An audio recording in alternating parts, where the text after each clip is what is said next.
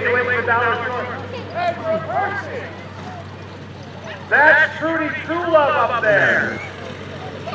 Oh boy, this is not good. Ladies and gentlemen, for Trudy True Love is tied a we believe to be the most original World War I airplane flying here in the United States. This is a 1917 Curtiss JN-4 Jenny celebrating 100 years of flying. About 75% original. 75% original plane. Holy cow, George. He assembled it, got it flying, and flew here from 1967. He said the most original that they have here. plane in the United States. Right. Very thorough restoration, refurbishment. We maintained as much of the original structure in the aircraft as we could. New landing gear, new propeller, overhauled engine, new fabric, a lot of new hardware, but basically about 75% original. This is the airplane that here comes Lewis. Aviators how to fly. Uh-oh, look at Trudy. She's practicing slow rolls. Hudson Valley Chief gets first the ground in the sky, and then the ground in the sky. So Percy, we've got a problem. What are we going to do? We've got to get Trudy going. Oh! Trudy True Love, remember to bend into the knees. That's an illegal mark.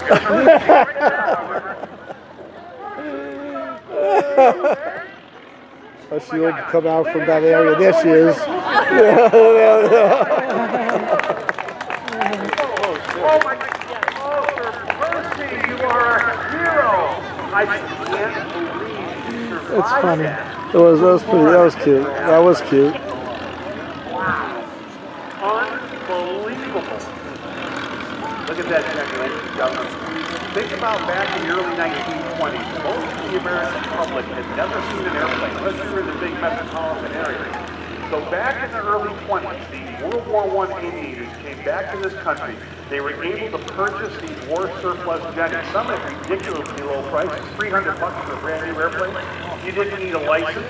If you knew how to fly, you put the Jenny together. Here comes Lewis. You became the barnstormers, flying all over the United States. So that's where they got those planes from. Farmers hayfield, the crowds would come out, and there would be the pilot in his leather helmet and white scarf, leather jacket, and Godford and high boots, and he would be offering rides. And that is how the American public first discovered the thrill of aviation.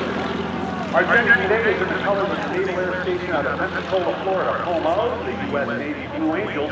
They use Curtiss Jennies in this paint scheme with a Hispano-Pisa engine for powering this airplane for training. There they are, ladies and gentlemen. Sir Percy gets all Trudy True Love back together, and she appears to be okay. Hard to believe. Back in the 1920s, the American public loved to see these airplanes fly. If you were out in your backyard in the summertime, folks, never seen an airplane before, this is the way it would have looked. This is the way it would have sounded.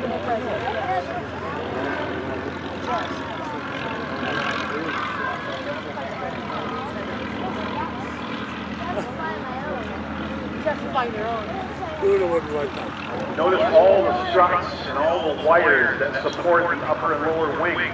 The barnstormers quickly realized that they could come up with these spectacular acts, and they would get some brave young man, maybe some brave young gal, to be a wing walker. And the pilot would take off with the wing walker. That was so interesting. That Robert Redford movie showed some of that. Hanging onto the wires, shipping up onto the top wing, all sorts of crazy stuff. Get your cameras ready, folks. There it is.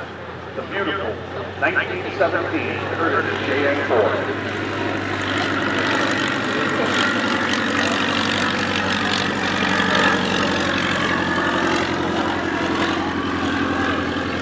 The wing walking routine became kind of standard for the barnstormers.